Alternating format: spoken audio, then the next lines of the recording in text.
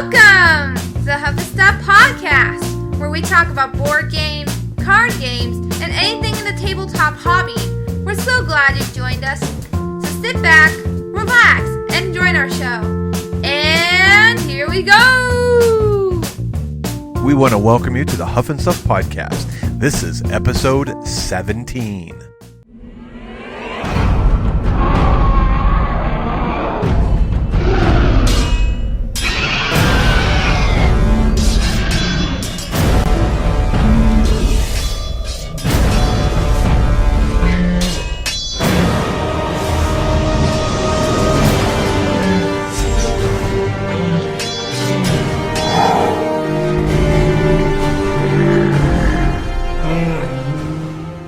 Welcome to the Huff-In-Stuff podcast. Hello, everybody. And we have our good friend Brian with us. Hello. And we're going to be talking about Fantasy Flight's Descent. We're in January of 2015, and I thought we would go back and talk about an old game. Before we get into anything else, let's get this party started.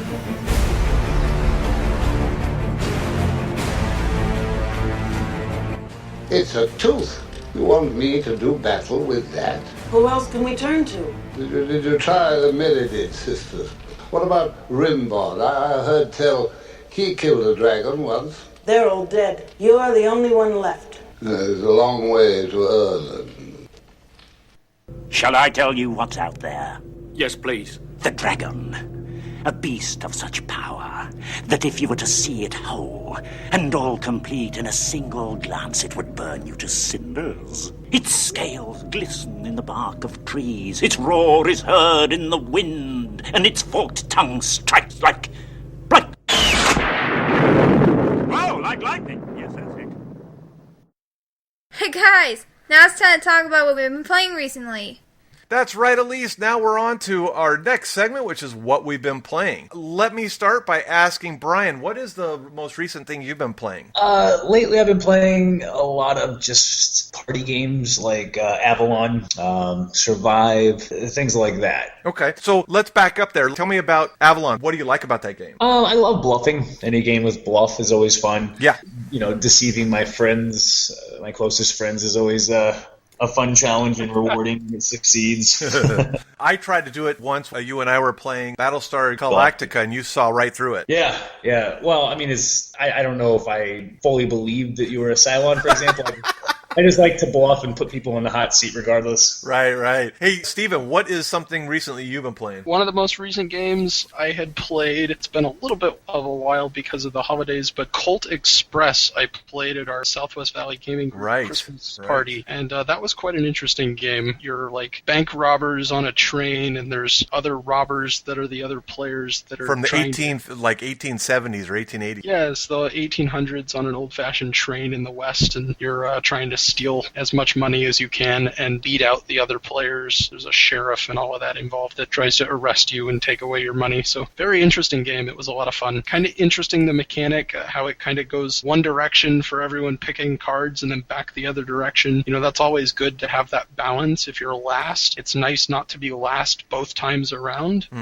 So when it goes back around, it's nice. And then the way that every round changes how the cards are laid down based on, you know, if you're in a tunnel, it's all face down, and it's kind of cool how you can kind of keep track of what people are playing, but there's always that wild card where people have to put everything in face down, so you don't know what anybody's playing that turn. Right. I played that game with you. I got my wife finally to come to a gaming group party, and she played it, and she really liked that game, where you're programming your moves before the round takes place, and then you have to hope that no one else screws you over by shooting you, quote-unquote shooting you, or whatever. But yeah, it's an interesting game. It's a little fiddly with the actual train. I mean, the train is beautiful and the graphics are neat, but putting the little meeples in and out of things is a little bit, I don't want to say challenging. I'm not sure I would have done it that way, but I'm not sure what else way you could have done it, because the top deck and the bottom deck is very interesting in that way. Right, and being able to move. The other thing, you know, it's one of those things where you're playing cards ahead of time to try and move and determine what you're doing, but whatever anybody else does could completely change how your move actually works. You might walk into the sheriff if someone moves him, or I walked myself into the sheriff because I didn't think ahead of what I picked to do. Well, you didn't know if someone was going to screw you over either, so. Right, exactly. So it was a fun game. I enjoyed it. Right. Okay, the game I've been playing is King of New York. Now, I got this at the Christmas party we had with our gaming group, and I was kind of excited to get this because I had played it earlier at the game store there, and I really liked it. Now, Jenna was a little unsure if she liked it. We played just 2 people, and it doesn't really work all that great with 2 people. That game works way better with 3 or 4 or more. And so she was like, I don't know that I like it, so we played a little bit, but a great game. Brian, what else have you been playing, man? Honestly, not a lot since my schedule doesn't align with the group very well. Yeah. Since the new expansion, I've been picking up World of Warcraft a lot lately. Some small pixelated Steam games. Mostly WoW, yeah. Got back into that pretty hardcore. Yeah, my daughter plays that. We bought her the expansion for her birthday. I'm not sure how the whole thing works with you're supposed to have your own castle and there's characters that you kind of control and they're supposed to defend your castle. I heard about that, but I haven't really seen it with her. Maybe she's not high enough level to do it yet? You kind of immediately, when you first enter Draenor, you kind of start, you get your garrison and you kind of build it up, and as you level, they give you quests so you can upgrade your garrison. Basically, while you're questing throughout the expansion, as you build up reputation with certain areas and clans and stuff, you'll pick up followers, is what they're called. And you can outfit those followers with gear and stuff like that to increase their item level. You receive, inside your garrison, you can look at various quests that you can send such followers on. And followers have different perks that will come in handy for certain quests, and there's a percentage rating of success, and that will grant you rewards. It might be gear or garrison supplies, so you can build and upgrade your garrison or whatever.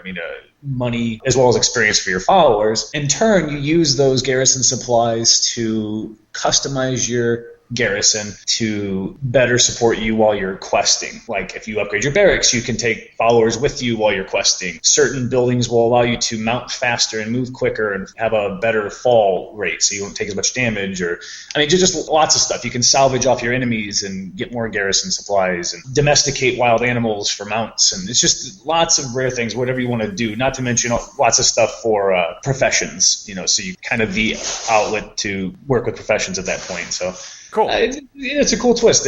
When I just read about it, I wasn't too excited about it, but it's pretty addicting, yeah. Well, that game is, in general, it's quite addicting, I'll tell you. Steven, what have you been playing? What's another game you've been playing? We're going to go back a little ways. I hadn't all the holidays so much, but one game I recall playing that I really, really enjoyed, it's something new since at least our last podcast episode, is it's called The Battle at Kemble's Cascade. And this game is essentially the Galaga arcade game where you have a little ship and you're going back and forth and all the little bugs are falling down and you're shooting them. It's essentially Galaga the arcade on the table. It's a very interesting mechanic. There's 5 tiers that the monster, the little aliens come down. There's asteroids you've got to avoid and black holes that just destroy your ship and little teleport things. It's really interesting the way everything worked. And you kind of gain points as you destroy stuff. And there are other players, it plays up to 5 people that are all on the same board. I think there's more room. There's really interesting little sliders that the cards sit on that get you extend and make bigger for more players. It's hard to describe without being able to see it and show it, but a very interesting game. I had a lot of fun. Kind of has that nostalgia factor, I guess, just because it's, people recognize the arcade game. Yeah. But interesting mechanics as how the weapons can work,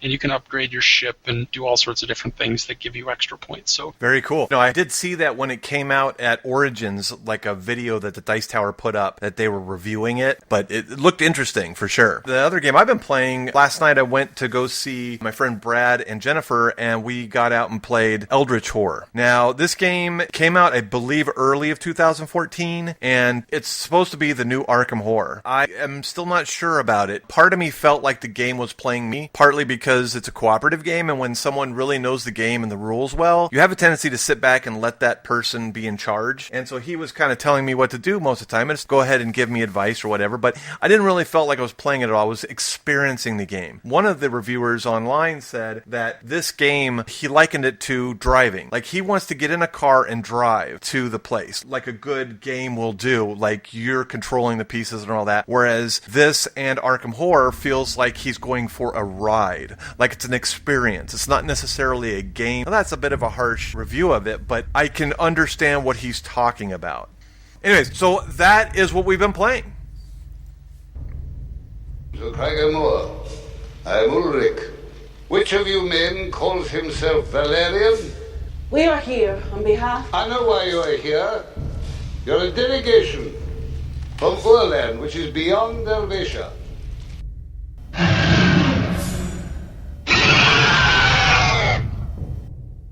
What's going on? Smells like a battle. I suppose you're a warrior. I am the greatest swordsman that ever lived. Say, can I have some of that water? And now it's time for our main topic. And that's right, Elise. Now we are on to our main topic, and today we are talking about Fantasy Flight's Descent. And one of the reasons why we thought we would do this game, because we need to give it more credit, I think, than it deserves, and also, or that it has gotten in the past. And also, my good friend here, Brian Hobbs, I wanted him to get on the show, and one of his favorite games. Let's go over a few things before we get into any thoughts or ideas about it. Let me give you some information about it. Of course, it's Fantasy Flight, and this game is in its second edition. The designers are Daniel Clark, Corey Konieczka, Brian Adam Sandler, Kevin Wilson. The artist is Alex Apparin, Devin Caddy Lee, Sylvan DeCo, Todd Gell. I'm probably ruining these people's names. ADC Blackfire Entertainment and ArcLight and Edge Entertainment are all three groups that had their hand in this, and it was published in the year 2012. So it's not brand new, but it's not too old, I don't think, either. The game plays from anywhere from 2 to 5 players. It's recommended with anywhere from 2 to 5 players. The manufacturer suggested ages are 14 ages and up. Its approximate playing time is 120 minutes. Now let's go over some of the honors or awards it's gotten. It's got 2012 Golden Geek Best Thematic Board Game nominee. It got from a German company, I'm not even going to pronounce its name, for Best Dungeon Crawl. Its category is, you could say, is Adventure, Exploration, Fantasy, and Fighting and or Miniatures game. Game mechanics are Action Point Allowance System, Dice Rolling, Grid Management, Hand Management, Modular Board, Partnership, and Variable Power Players. Descent's family tree is Dungeons & Dragons, RPGs, and World of Warcraft. I think that the game kind of took from those entities, and Fantasy Flight said, let's make a board game based on that sort of experience. The first dungeon crawl, let's go back a little bit on the history of this type of game. Hero Quest was the first one to come out in the late 80s, Dungeon & Dragon, and it was considered the first real dungeon crawl. It was very raw, but it had the same type of feel as like Descent. The next one to come out, Milton Bradley picked this up. They bought the rights from Dungeons & Dragons to do what they considered an advanced Hero Quest, and that was in the early 1990s, and it was considered the second dungeon crawl. There's lots of them out there, so let's jump into this, okay? Brian, why has it become one of your favorites? I've always been a huge fan of character building and dungeon crawling and just the RPG feel. I don't know, it's just that I love not only just the whole mechanic behind fighting and moving and action points and working with your team and building the right team that can complement one another, but the artwork put into all the different tiles and the customization and the whole competitive feel against all the players versus an overlord, and it feels right. It's thematic a little bit too, so you can get into it a little more if you wanted to. Sure. Yeah, I don't know, Now, okay, Steven, you've played it a couple times before, haven't you? I've played Descent a few times. Okay, so what's with your... Brian as an excellent dungeon master. Yeah, I can attest to that for sure. Let me ask you, Steven, what did you find about Descent that you liked? A dungeon crawl like Descent, with as much as there is to it, is as difficult to summarize as really large MMORPG like World of Warcraft, or a standard roleplay system like Dungeons & Dragons or Pathfinder, or whatever system it is that you want to choose. The visuals, the pieces are both combined, are what is most intriguing to me, I think. Everything looks so cool on all the little pieces of the board. The tokens all work well. well. The player boards, I think, are pretty well designed. They give you as much information as they can without going entirely overboard. They're not too active. There's not too much stuff on. And then the minis themselves look great even before you take the opportunity to paint them. I would never be able to paint the minis. They come, and there's the red ones are the masters, right, Brian? They're the commanders of the units, the different types of monsters that are in there. And you've got the white colors, so you've got already the differentiation there that's necessary, but the detail on the mini is so nice before you even take the chance to paint them. That's what stands out, I think, the most. And so many people were stopping and constantly going, wow, this looks so cool, because Brian took an opportunity to paint them. So let's take a moment there and let's talk about the art or the visuals or the bits. Let's just do those two things. So Brian, what is your favorite part of it? Well, with a company like Fantasy Flight, you expect excellence. And like Stephen was saying, I mean, the miniatures between the first edition and the second edition alone have increased drastically with detail, and compared to other miniature games and things like that due to Fantasy Flight. Right. So you're saying it gives it depth to have that much detail and quality in the miniature. Absolutely. And the artwork, like I was saying, on the pieces alone, or pieces as in like the tiles, is just phenomenal. And the way they connect, it's fairly seamless. So rich, attention to detail. It just, like exactly what Stephen was saying, just to reiterate, the miniatures, the whole art visual on the game alone, it just sucks you in. Like he was saying, people, I'm not an artist, but just throwing a little bit of paint on those excellent minis makes a huge difference. Oh, yeah. And, anytime I've ever taken it anywhere in a public area, it always draws a crowd just because there are so many minis and they're so well detailed when they're sculpted. It's just a beautiful game. Tiles are awesome. Not just a standardized, like if you have ever seen the game Dungeons and Dragons series where they have those 3 dungeon crawls, and they have pretty standard tile, nothing wrong with that. They're beautiful, but there's something about it that I like how they put a little bit more detail into the tiles where they have like dirt, whatever. Yeah, definitely. I mean, there have been numerous times where so the game is a campaign. So as you're progressing and you're struggling and you're sweating through this campaign because you're always on your toes. There's never an easy quest. The Overlord will build the next dungeon and you're just watching him put the tiles out to see what's going to come, because you can, it keeps you guessing before he even puts the miniatures of the doors or loot or tokens on, and he'll take out one of those huge tiles that's like 15 by 15, squares, and it just looks, there's blood art on it, and it looks like a dungeon, and it looks dangerous, and countless times people have just kind of gasped and like, oh god, I can't, I'm sure it's going to, what monster, what dragon's going to lie in there kind of thing. It's just beautiful. I do like how it's 3-dimensional, and I'm not just talking about the miniatures. I'm talking about the little doorways they have and all the other little pieces that are on the board. And that's something else I should sort of bring up too. When I was watching and doing some research for this, I watched some reviewers and people who had come to really love this game, and they were saying this has a very small footprint for such an epic game. Yeah, I agree. A lot of the quests take up a couple, like a 1 by 2 foot radius. But as I said, it's like a campaign. So once you get to about halfway through the campaign, there will be a quest that really utilizes the tiles and can literally take up an entire table. It's ginormous and really overwhelming. But yeah, it varies. And just to go back on that Dungeons and Dragons thing, there's some of those D&D games, it's just square tiles with decent artwork. That is one thing I like about Descent as well, is they have tiles that are numerous different shapes. So it's like almost unlimited customization. They have L shapes and zigzags, and it's a very puzzle piece put together, not just push the tiles together kind of thing. I haven't had a lot of experience with dungeon crawls, but well before I ever played Descent, very early, maybe even back in 2013 at some point, someone had brought into the shop and I sat down and played with a couple different people. One of the games that was an earlier dungeon crawl, it's called Warhammer Quest. I think it's from 1995. Right. It's a Games Workshop game. This is one of our games on our list here. To compare that to Descent is, they're 2 completely different kinds of, the aesthetics are bland. There's no comparison, basically.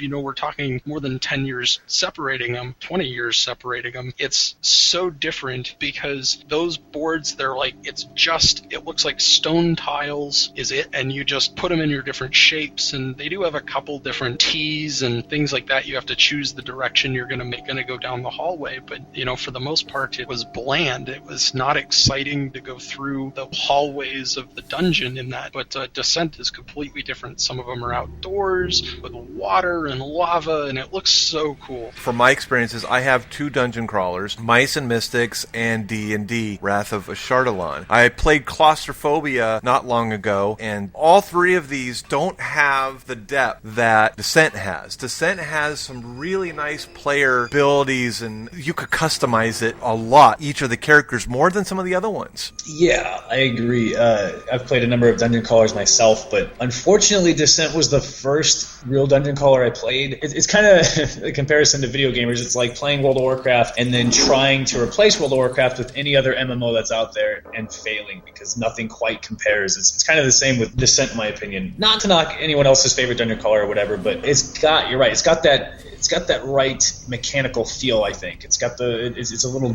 more in depth, more options, just feels more real to me than a lot of these others, like the D&D ones where the one I have, like Castle Ravenloft or whatever it's called, Ravenloft. Played it once and now it sits on my shelf, and the reason is, and I've heard a lot of opposite feedback, people love it, but to me it felt really rinse and repeat mechanic. Right. It's exactly. Literally the exact same every single turn. You're just trying to stay in this, you got one strategy and you're trying to get to the end. That's it. And it bored the heck out of me. That being said, Descent is also not the kind of game that you will introduce to a new gamer or anyone even close to new. I've tried that. I've experimented with Descent as much as possible with people because I can't get enough of the game. And there are very patient people who have played board games for a long time and they love it because Descent is very unforgiving. And you might play a quest as a heroes, and you're always going to struggle as the heroes, but you might do really well, and it's a lot of fun. And at the end of the quest, it's like it always comes down to the last blow, the last roll of the dice in combat, and it's always very gratifying when you win, because as a heroes, you never truly walk away unscathed.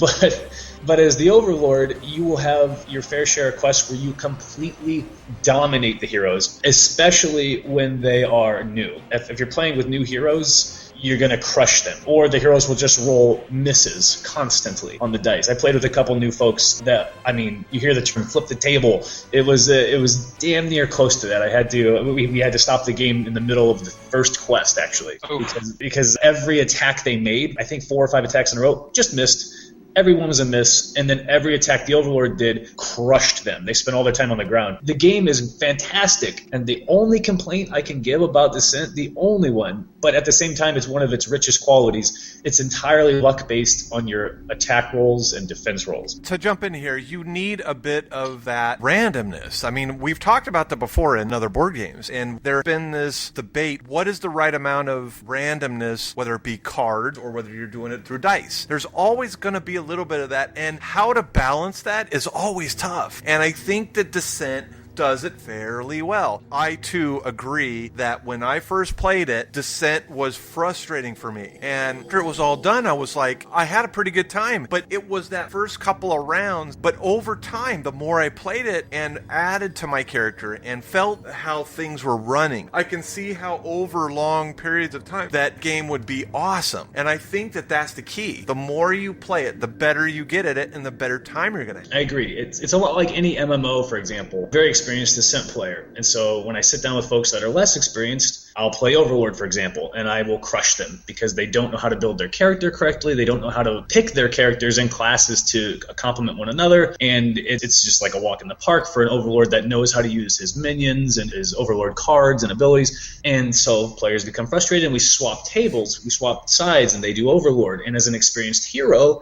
I will customize my character, get the right gear, because throughout the game you can purchase and find gear to upgrade your character, armors and weapons, and I will crush the Overlord. And I've read reviews online too of that happening. When I talk to other groups that play the game, the Overlord says that it's impossible to play the Overlord and they never win. It really comes down to that. Like with any MMO, if you sat down and played World of Warcraft and you had no idea how to play and you were level 100 right off the bat, you probably wouldn't do so well as you would if you had played from... Right, exactly. And that is a great way to put it, because this is always a struggle with any new game. And I can't tell you how many times that I've gone into the gaming store and I played a game that was new, and I'm always at a disadvantage because I don't know what I'm doing half the time. If I know a game, then I'm probably going to do well and have a better time with it. So this game, Descent, is no different than many others. Steven, how did you feel after the first time you played it? I enjoyed, the first we had like the starting encounter that's kind of like a tutorial more or less. Yeah.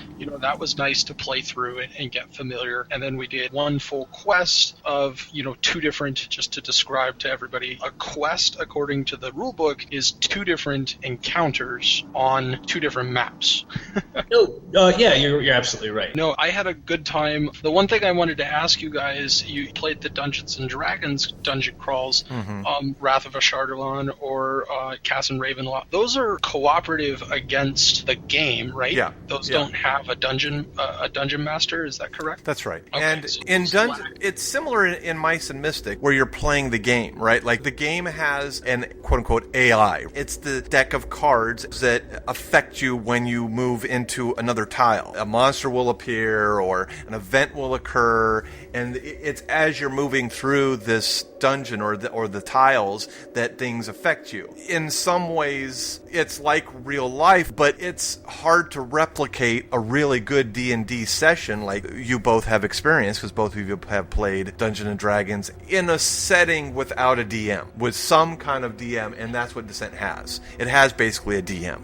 Right. And I'd like to furthermore, because we haven't really talked about some of the in-depth parts of the truly in-depth. Go ahead. What we've mostly touched base on are one-offs, so which is what is the most inviting to players who are new, or if you're at a game night, because a one-off will take, an hour and a half, and that is one quest. And they have different modes. So advanced play is like one quest, for example.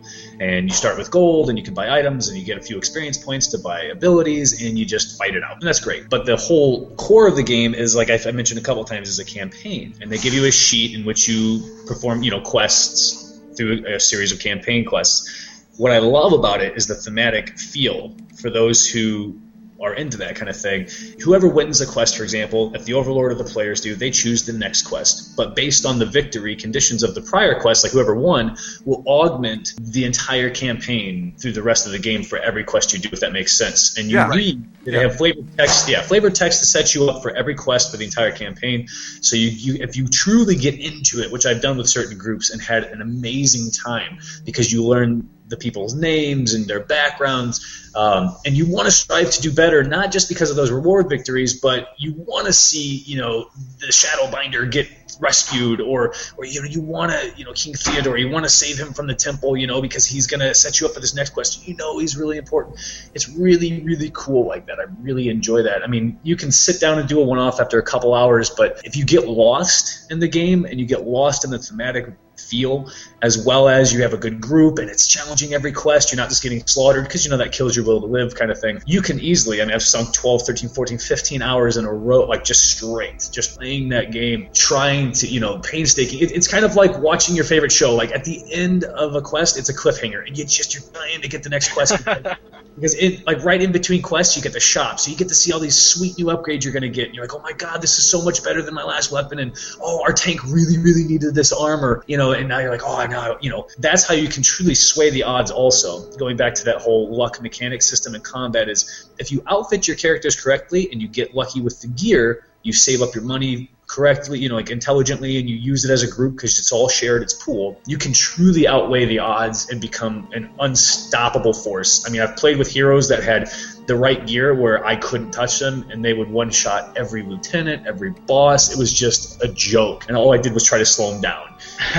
You can strategize and do a good job. But anyway, the thematic, for players who are willing to say, okay, I'm going to give this a shot for real, and I've got the time and patience, it is just an experience. Well, it's such a cool mechanic for pooling your gold. It's like trying to make sure that people aren't getting, greedy with their find. Everybody's trying to work together, and that's a big mission over the campaign, is to make sure that you're not thinking just for yourself. That's an appealing part of the game. I think the game does a really good job with the way the campaigns can play out. It's comparative to an old style, like a standard RPG, like a pen and paper RPG, because there's a lot of criticism for modern RPGs that have turned more into really complex board games. The Dungeons & Dragons 3, 4, that was a complaint, is that I've heard from people who are really familiar with them. I've played a little bit, but they'll say, why would I do this RPG that takes all this time and effort and huge rule books and so complex of a rule set when I could get a board game and play it much simpler? And I think that's the kind of bridge that these dungeon crawlers, especially Descent, with as well refined as it is, have built between board games and RPGs. Because you can make it a role-play game if you wanted to. That's just a choice. The rules are so much simpler than an RPG. Yeah. Right. And I think that this is definitely fits these games, these dungeon crawls. Descent, I believe, is one of the best. There's a game out there called Myth, and it is similar to Descent. In fact, Descent has supposedly a new expansion for a single player. If a game has a single player variant, a solo variant, then I'm interested, and that's one of the reasons why I bought D&D Wrath of Ashardalon, because you could play it by yourself. I'm curious to see how this new Descent works, if it makes the game playable, and so I might even buy it. We talked about mechanisms and the campaign and the replayability, which goes hand in hand with, if you have a campaign, it's going to have a ton of replayability. Go over some of the ones that are out there that are like it. One that recently came out was Level 7 Omega Protocol. Now this one, even though it's not considered a dungeon crawl, it really is. It came out in 2013 by Privateer Press, and it's sort of like if you've ever seen the movie Aliens, where they had the Space Marines come in and they're shooting up all the aliens. It has a similar feel to that one. Now, have either of you played this game? No, I have not.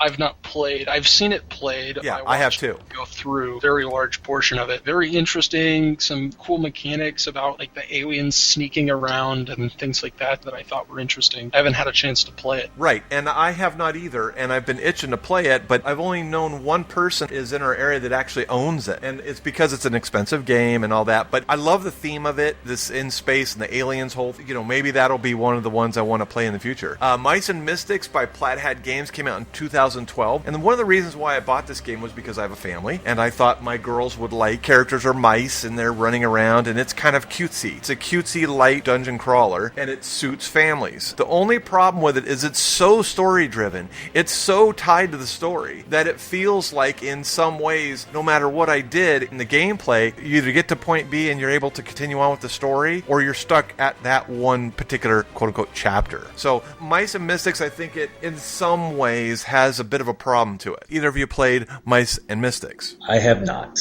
I've played one run-through with you, Rob, a couple maps worth of it, but not really in a sequential, much of it a sequential matter. So I haven't really gone through the story so much as just played a couple maps. Interesting game, kind of basic, especially compared to Descent. The other one is Super Dungeon Explorer. This was put out by Cool Mini, and it was produced in 2011. Now, I don't think it became quite as big as it did in 2012 or 2013. I think that's when more people were playing it then. I don't know a whole lot about this one. I have not played it. How about you two? Have you guys played this one? No, I haven't.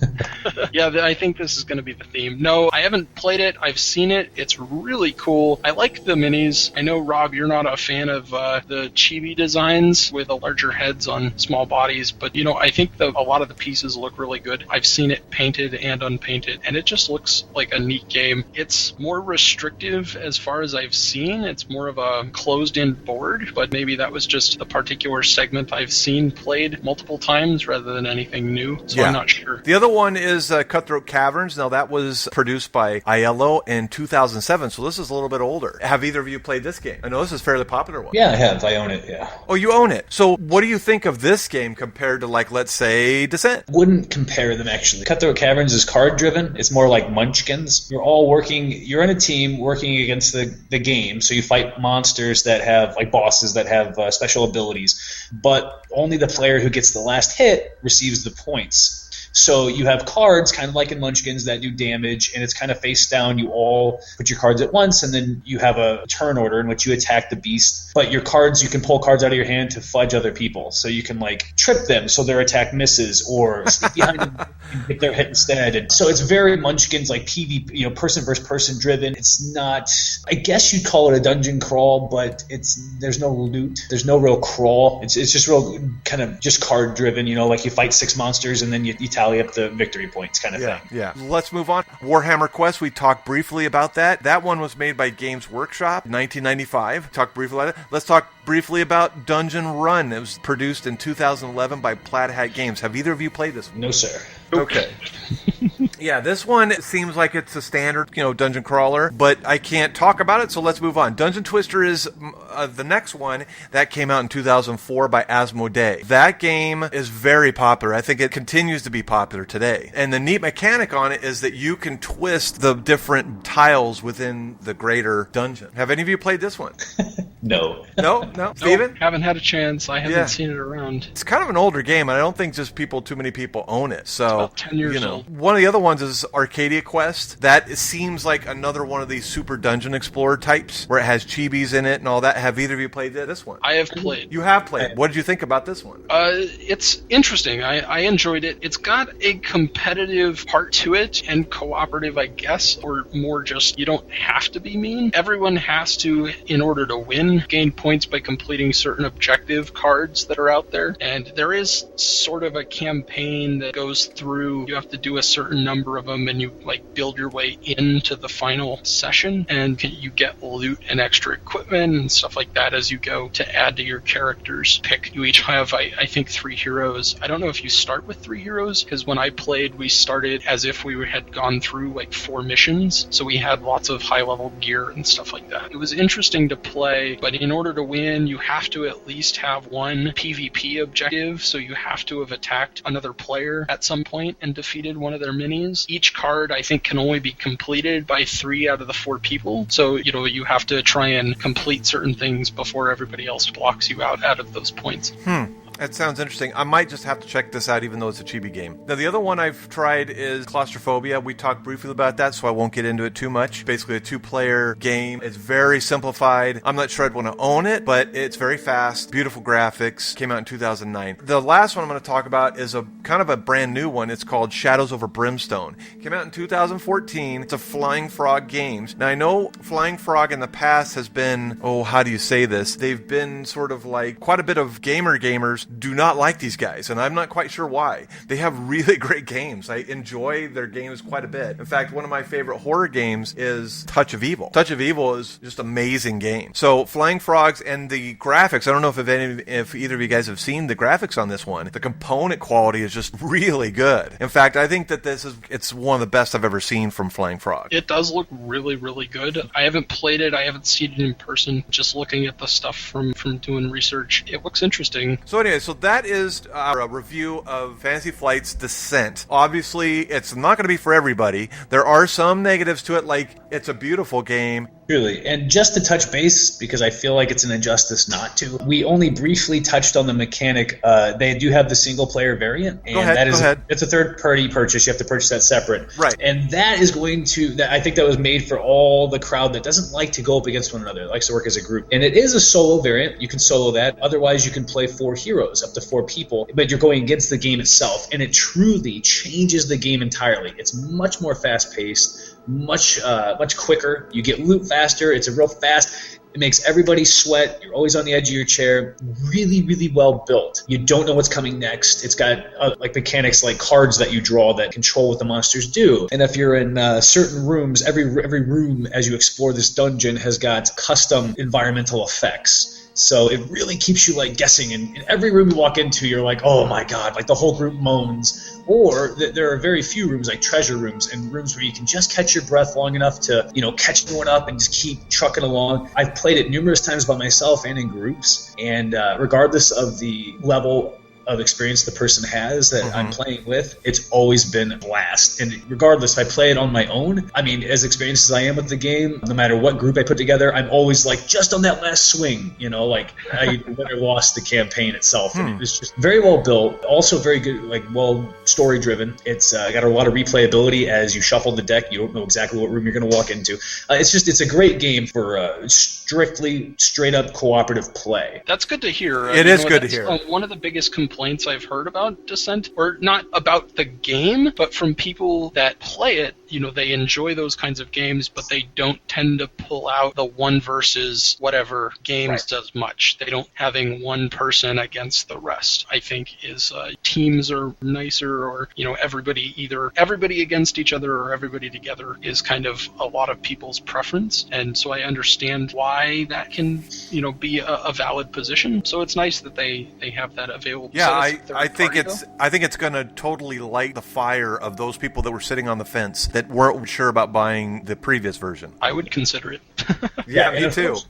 Yeah, it's lesser known, unfortunately. I've mentioned it to a lot of people who just don't get the concept behind it. But it's like, I can't stress enough to folks who listen to this podcast and are curious about it, go read up on it, watch a playthrough, because it's not the same as the original. The mechanics in combat and things like that are the same, but they throw a lot of variance in there for the monsters that make them more unique and more vicious. And it's a campaign, if you will, but it's really more like one huge quest. There aren't encounters, it's just one long encounter, so you really have to reserve your resources like your heroic feats and things. The loot system is different. For every, it gives you like this custom card, so the larger the monster you kill and the more vicious they are, moves the tracker up faster and gives you more loot. So once your tracker, depending on the amount of heroes, reaches a certain point, you immediately get loot you can distribute. So you're tempted to move out of these rooms quickly, but at the same time you're like, oh, I could slice the zombie and get a piece of loot, so maybe I'll just take my chance. Because if you loiter in a room too long and try to heal up, you suffer consequence cards. I can't remember what they're called off the top of my head, but you draw like this consequence card, and it adds a lot of negative variance to the room or immediately to your track. So it's kind of a race. Like the game itself pushes you so you don't have time to loiter, and loot comes fast, and it's just the whole experience will make you sweat. But very rewarding though, and a totally different experience that I found really enjoyable. Great. Awesome. Well, that is our review and talk about Fantasy Flight's Descent. Please go out and check it out for yourselves, and don't let us sway you for buying it or not buying it.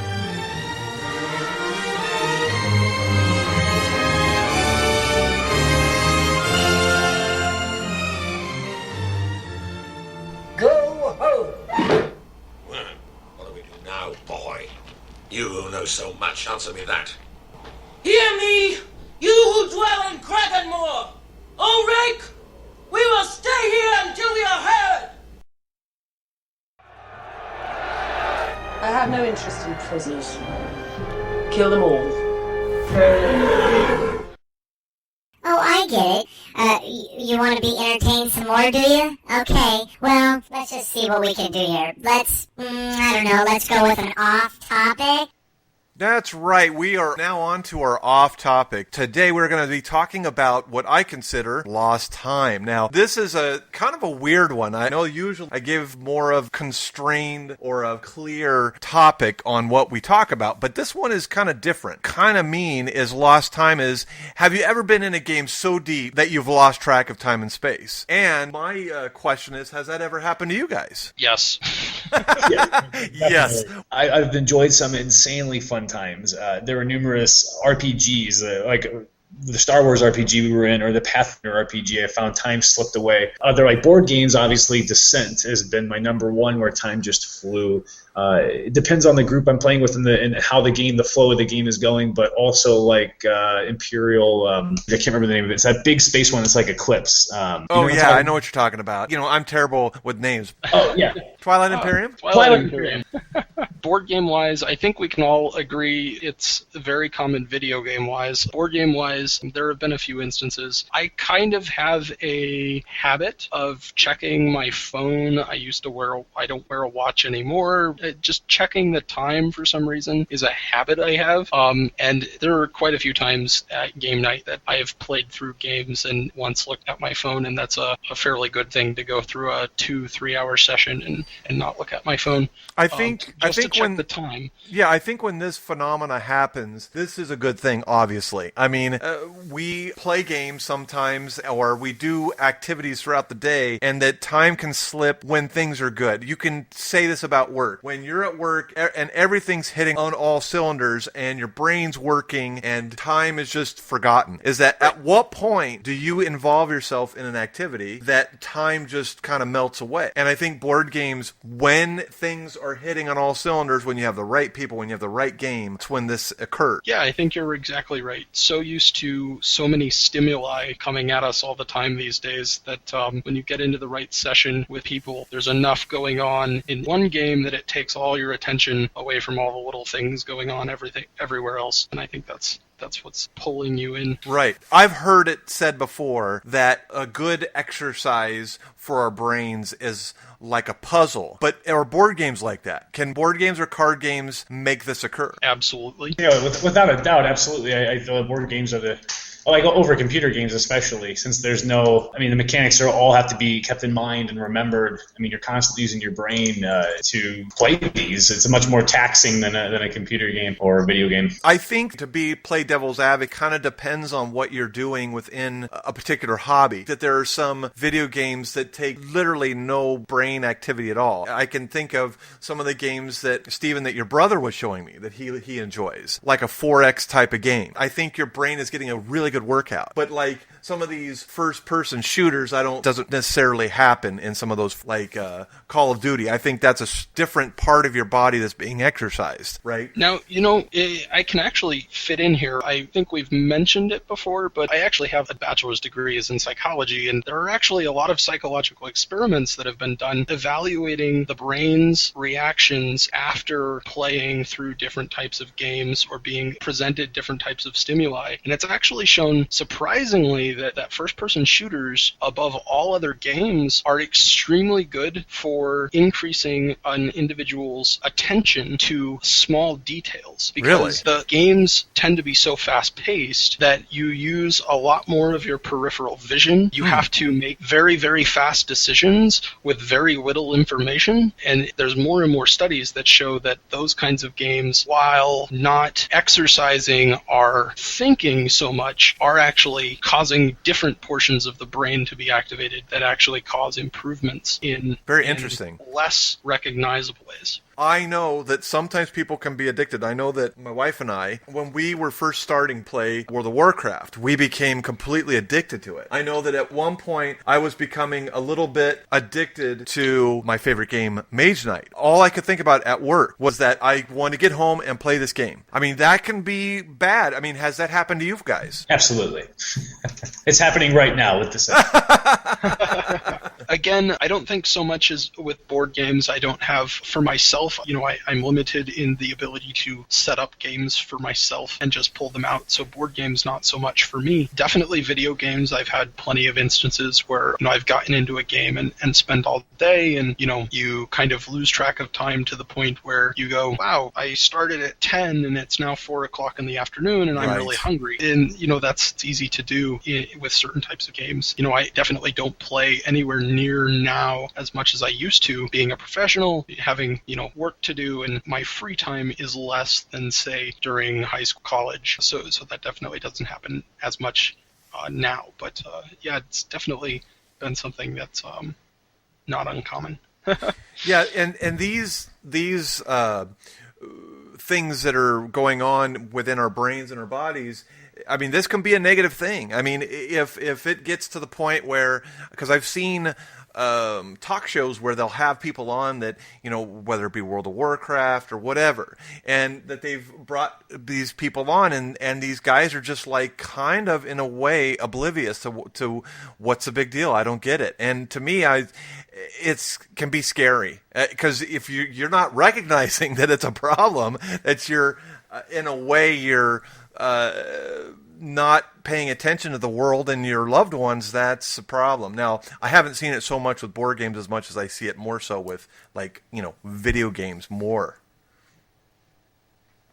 Yeah, the designs, that's video games are designed with a lot of reward systems that, that's what they want. They want people playing more, and that's the way they're designed. With nowadays, Xbox, PlayStation, they all have Steam, they all have little awards that pop up for every little thing you do in a game. And that's in games. They have a lot of those as well. People want to get to the next level or whatever. Whether that be an actual physical level to play through or the level of their character. Either way, they're constantly trying to go forward, and yeah, they do have that aspect of becoming addictive, and it is addictive in the sense that you can't be addicted to a game, but it is causing euphoria in the brain. Is just a chemical reaction. When you take an actual drug of any type, causes some kind of chemical to change in your brain, and games cause those, and that's what you're addicted to. Is your brain really likes that chemical, so the more you play the game, the more of that chemical's in your head, and you feel good for it. So, right, it is addictive, just like a drug would be. Okay, so we're going to end it there. We've gone a little over time here. I want to thank both of you for coming on with me and helping me make the podcast. Have a great day, everybody. I hope everyone has a great day or night wherever they may be. Say goodbye, guys. All right, thanks, guys. See ya.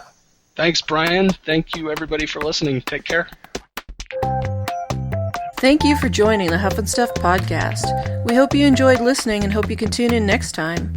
Huff-In-Stuff is brought to you by Southwestern Valley Gaming Group at swvalleygamingsgroup.webs.com. You can visit us on our webpage at huffandstuffpodcast.webs.com. That is HuffNStuff podcast.webs.com.